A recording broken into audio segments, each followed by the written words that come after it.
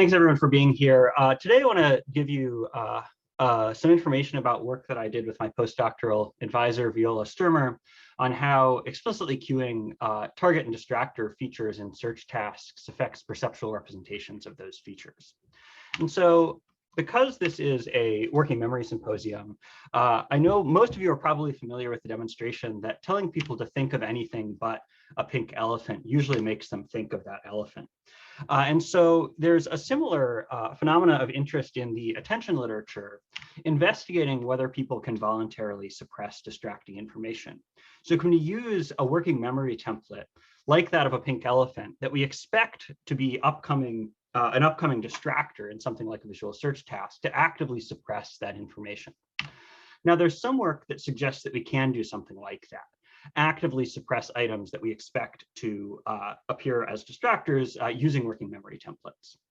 But there's other work that suggests that when we do seem to find results like that, it may actually result from something more like learned ignoring, that consistent experience ignoring something like a pink elephant causes you to learn something closer to a potentially even implicit long-term memory template that causes this sort of distractor ignoring. And so we wanted to disentangle these first in a visual search task in which we queued participants to likely upcoming target and distractor features, but did so in a way that varied from trial to trial. So in one version of the experiment, we presented participants with positive cues that presented information about likely target features. In another version, distractor features. And we wanted to look at how these cues affected search performance. So the paradigm looked something like this. Participants on each trial are queued with a specific color that predicted with 75% accuracy either target or distractor features.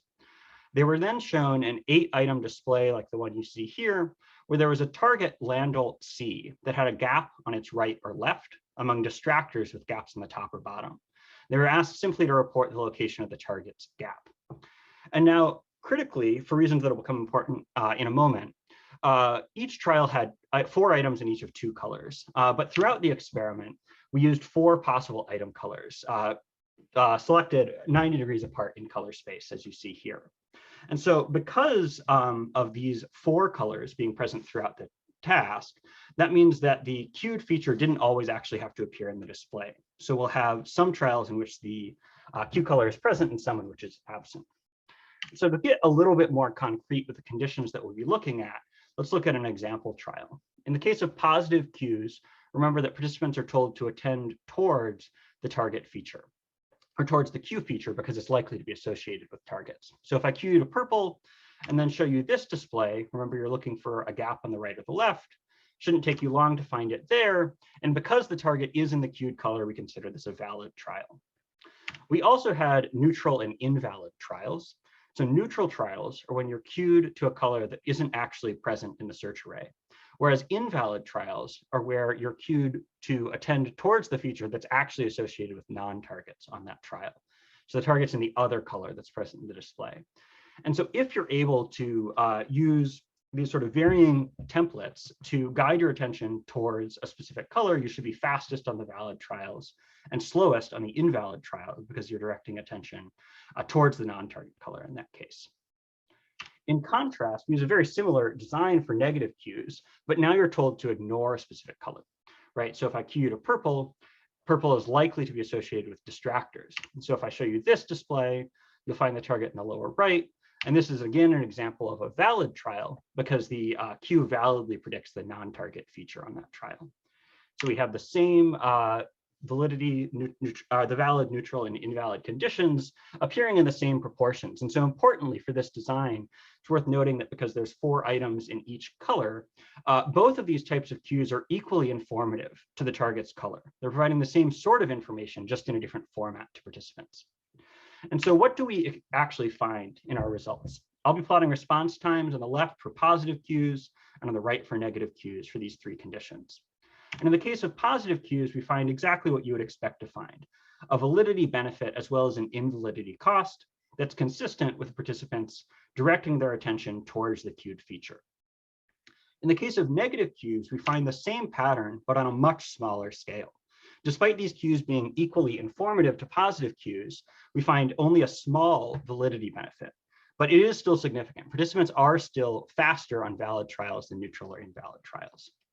And so what this seems to suggest is that even when we vary the color to which participants should attend or ignore from trial to trial, both of these types of cues can benefit search. And particularly though, because of the difference in magnitude of these effects, we were interested in examining more about what exactly are the mechanisms that are supporting negative cueing in tasks like this. Now, we are not the first people to be interested in this. There have been a number of suggestions in the literature for how negative cues benefit performance in search. One suggestion is that this occurs via proactive suppression. The idea that a working memory template can be used to actually suppress ignored features even before those features occur. So this would be something like knowing that a pink elephant is likely to distract you, so actually downweighting pink feature maps or something like that, even before you see anything pink. There's another class of accounts that we can consider reactive ignoring accounts that suggest that no such pre-stimulus suppression would occur. One version of this would suggest instead that everything that happens is reactive, so that you're still using some sort of template to ignore pink elephants, but that actually only affects any processing once pink elephants actually appear and you very quickly reject them due to some sort of reactive suppression mechanism.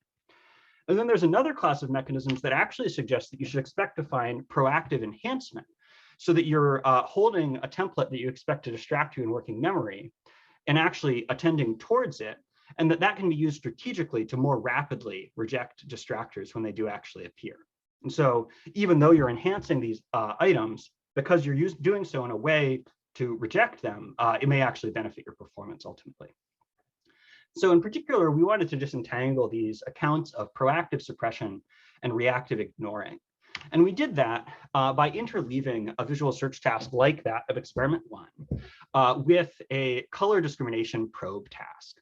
And so in this task, we first again used positive and negative cues in 2 different experiments that told people to attend towards or away from specific colors. But we also interleaved rare color discrimination probes that could match or not match the cues. And we wanted to see if sensitivity for the probes depended on what the cue color was, essentially. So let's look at what that actually looks like in the paradigm. So on each trial, participants began this trial by seeing a search cue and then had a delay period of about 500 milliseconds. On 82% of trials, participants completed visual search, which was a lot like visual search from experiment 1, with 2 main divergences. The first is that we wanted to make the task mainly a little bit harder, and so we used colors that were 30 degrees apart in color space rather than 90 as in experiment 1. And more importantly, we wanted to make absolutely sure that if participants are able to do the visual search task, they're using the cue to do so. And to do that, we actually introduced 2 potential targets on each trial. A target that matched the cue, you can see that in the bottom right of this example, and a target that did not match the cue, that was in the other color in the display, for example, in the bottom left in this display. And we asked participants to do things that were slightly different, depending on whether they were in the positive or the negative cue condition. In the positive cue condition, you had to respond with the side of the gap of the target that matched the cue color. So you're being told to attend towards the cue color, and you have to respond, for instance, in this case, with the lower right target, not the lower left one. In contrast, the negative cueing is actually telling you that you cannot respond with the target that matches the cue. So you need to ignore that color because you need to find the other potential target in the display. And what this allows us to know is that if participants are accurately performing the search task, they can only do so if they are actually maintaining a representation of the search cue until the search array appears. And so based on that, we wanted to probe color discrimination performance in a subset of trials. And we did that by briefly presenting a probe at one of the 8 possible search item locations that could either match the search cue, so it's congruent in color to the cue that participants saw, or was incongruent, but in another one of the 3 possible search item colors. We also had half of the trials be neutral probes that were all in a neutral gray, and had participants in both experiments simply respond on these trials with whether the probe appeared in a neutral gray or any other color. So basically a yes/no task. And we separately calculated sensitivity in this task as D prime based on neutral probes as signal absent trials, and incongruent and congruent probes separately for measures of D prime based on whether the probes were congruent with the search cue. And so we wanted to see essentially if the search queue color affected sensitivity based on whether the probes matched the queue or not. So what would these theories predict? Well, in both proactive suppression and reactive ignoring accounts, when you're attending to a positive queue, we would expect to see heightened sensitivity for the congruent queue color. So if you're attending to pink in anticipation of finding a pink target, you should be better at detecting pink probes than other colored probes. What about in the case, keeping that in mind, of negative cues? Well, proactive suppression, just as the name suggests that if you're ignoring pink, you should be suppressing pink such that you're worse at detecting pink probes than other probes. In contrast, an account that purely relies on reactive suppression, suggesting that there's no manipulation of perceptual sensitivity prior to queue onset or prior to search onset, would suggest no change in sensitivity between congruent and incongruent probes. And then finally, an account that suggests that negative queuing relies on proactive enhancement would predict the same pattern of results that you'd expect as a result of directing attention towards something. That in advance of the stimuli actually appearing, you're attending towards pink in order to ignore it, perhaps strategically, after the search array actually appears. And so what do we actually find in this set of data? In the case of positive cues, we find exactly what both theories would predict. Participants were more sensitive at detecting probes that matched the queue color than those that didn't. And so this is encouraging because it does suggest that our paradigm is sensitive to measuring this sort of proactive enhancement effect that we would expect. But critically, what do we find in the case of negative cues? Well, here we also find evidence for proactive enhancement.